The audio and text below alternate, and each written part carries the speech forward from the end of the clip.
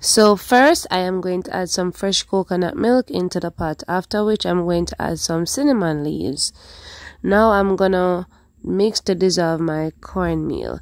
You want to ensure that you don't skip this step because you can't add the cornmeal into the pot without dissolving. Alright, because it's gonna be clumped and you know the porridge not gonna look presentable at all.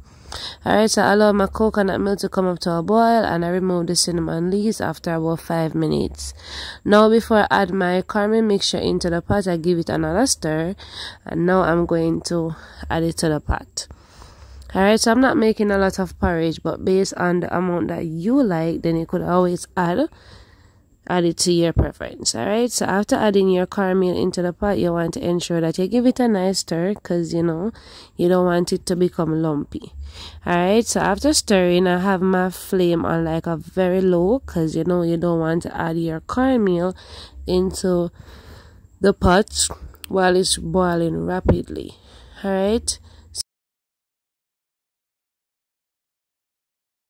bring up back your flame to maybe about a medium high flame, and as you mix, guys, you will realize that it's starting to become thicker, because you know cornmeal swell as it cooks, so it will become thicker, but you want to ensure that you give it a good stir and then you allow it to cook.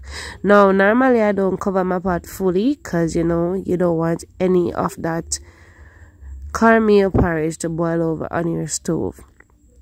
But as the porridge becomes thick, you want to be careful, because guys, if that pop on your finger, then it's gonna burn really hot.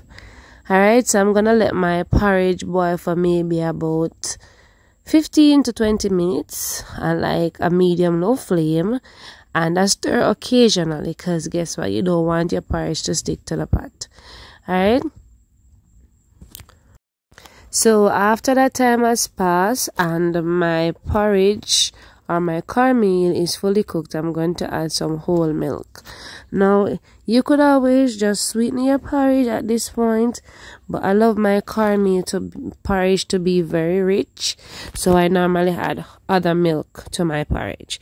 Alright, I added some whole milk and I'm giving it a nice mix just for it to be fully mixed out, you know, fully dissolved. And then I'm going to add some more ingredients. Now, as I said before, this part is completely optional. You don't necessarily have to do it. Now, my sweetener of choice would be some condensed milk. Now, bear in mind that if you don't want to use the condensed milk, you don't have to. I also added some freshly grated nutmeg, and I'm going to add some cinnamon powder. Now, the spices of choice varies, you know, depending on your liking. I'm also adding some salt, so you add the salt to your taste, and now I'm going to sweeten to my taste also. Now you could always add some sugar. You know, I've never had my porridge without sweetener, but if you like, guys, you can go ahead and make it without the sweetener. Now I did a oats porridge with ripe banana, where you know I use the ripe banana as the sweetener. Now I'm gonna share that recipe link in the description box, so if that's something that you are interested in, you can go ahead and check it out. Alright, so you're gonna mix your porridge and taste off camera, guys, because I did that, so I taste mine off camera. If you needed more flavoring or more sweetener, I added it. Alright, so make your porridge to your taste and you know, enjoy it. Alright, so I'm finished sharing, so I'm gonna dish some. Thank you for watching. Don't leave without giving this video a thumbs up, and go and big up on yourself straight.